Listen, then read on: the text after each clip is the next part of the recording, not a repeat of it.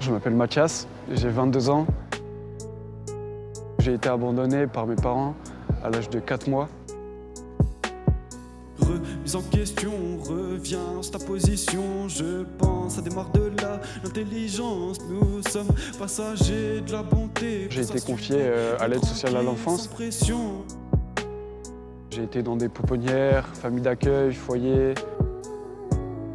Je pense que mon passage à l'ASE, ça m'a détruit. Ils ont détruit ma vie en fait. Personne pour m'aider, pour être là, vite compris, faut se kiffer, faut s'aimer.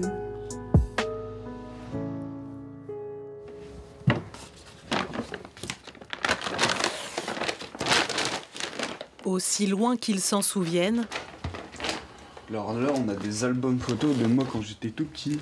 la vie de Mathias a toujours eu un lien avec l'aide sociale à l'enfance du Nord. Moi, je suis juste ici. Un petit bout de chou, là. Il y avait certaines photos qui m'avaient pas mal marqué, parce qu'on avait l'impression que j'étais un peu malheureux.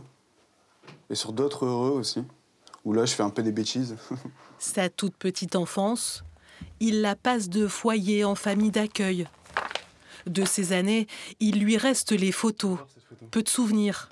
Seuls les pires restent en mémoire et le hantent. J'ai l'impression qu'on n'était pas très bien accueillis, en tout cas. C'était le ressenti que j'ai eu.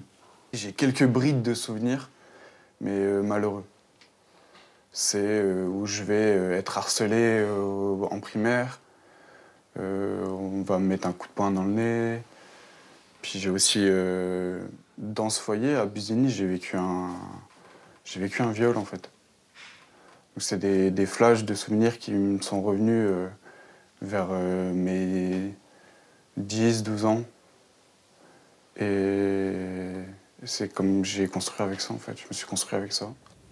Un enfant meurtri qui grandit sans repère. À 7 ans, Mathias est adopté, mais il reste turbulent, traumatisé par son passé. Retour à l'ASE, au foyer, aux difficultés. L'ASE, ça a été... ils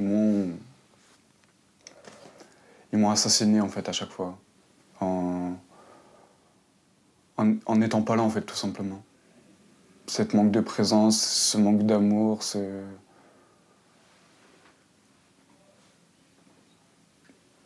ça laisse un vide, en fait, en soi. Moi, j'ai vécu des choses horribles, horribles. Pas d'accompagnement. Je fuguais, ils le voyaient. Hein.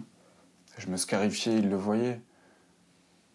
J'ai même crié la première fois que je me suis scarifié. J'avais 2 grosses flaques de sang comme ça. Ils ont rien fait. Hein. Sincèrement, ils ont rien fait. Et je suis là à 22 ans, je dois l'apprendre. À me soutenir moi-même, à m'aimer moi-même, à me rendre stable moi-même. En fait, c'est tout soi-même. Ce mal-être n'a jamais cessé de le ronger. Jusqu'à l'adolescence, Mathias enchaîne échecs scolaires, délits, mauvaise fréquentation et ces angoisses incessantes qui le poussent vers les addictions. Moi, j'ai pris beaucoup de drogue. J'ai été jusqu'à la coke. En drogue dure. Après, j'ai pris aussi... j'ai pris beaucoup d'ecstasy. Beaucoup de drogue douce, de la bœuf, du shit, de l'alcool. Qu'est-ce que tu cherchais là-dedans? En fait, ça mettait pas mes problèmes de côté, mais ça les atténuait un peu. Et ça me permettait d'avoir un semblant d'existence. Vite compris, rester connecté à son humanité, se différencier, mais s'entraider, garde ta fierté, mais de côté, remise en question, reviens sur ta position.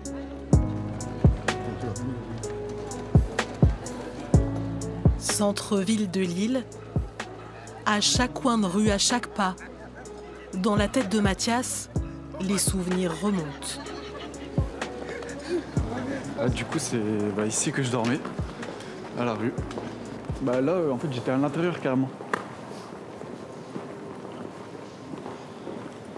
J'étais à l'intérieur et je sais pas si on me voit à travers. En fait, j'étais tout au fond, là-bas dans le coin.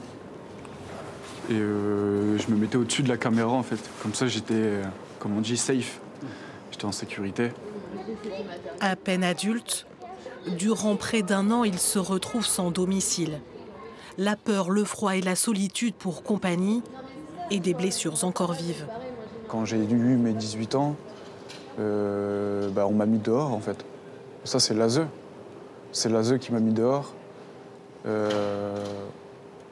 ils n'ont pas cherché à comprendre, alors que logiquement j'étais censé avoir de l'aide jusqu'à mes 21 ans. C'était dur la rue, hein, franchement. Ça m'a beaucoup assassiné en fait, du point de vue social. Ça m'a fait isoler sur moi-même. Je me suis enfermé en fait, en croyant que je méritais pas en fait d'avoir de l'amour ou d'avoir. Je me considérais même plus comme un humain en fait, à ce moment-là. C'est pourtant sur le bitume lillois que la chance va lui sourire. Là qu'il rencontre l'association Lazare, qui lui tend la main.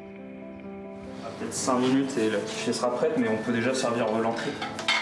Depuis 2 ans, Mathias se reconstruit dans cette colocation où cohabitent anciens sans-abri et jeunes actifs.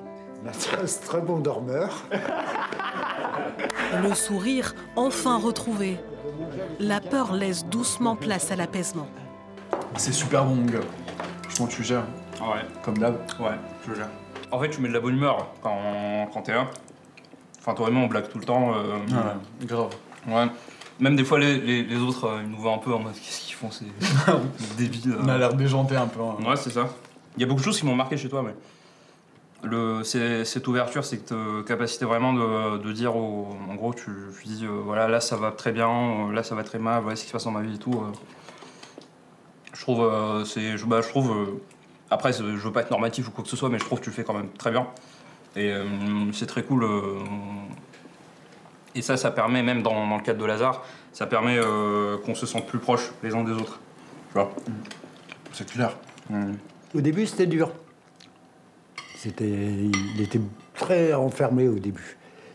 Et c'est son caractère qui prenait le dessus.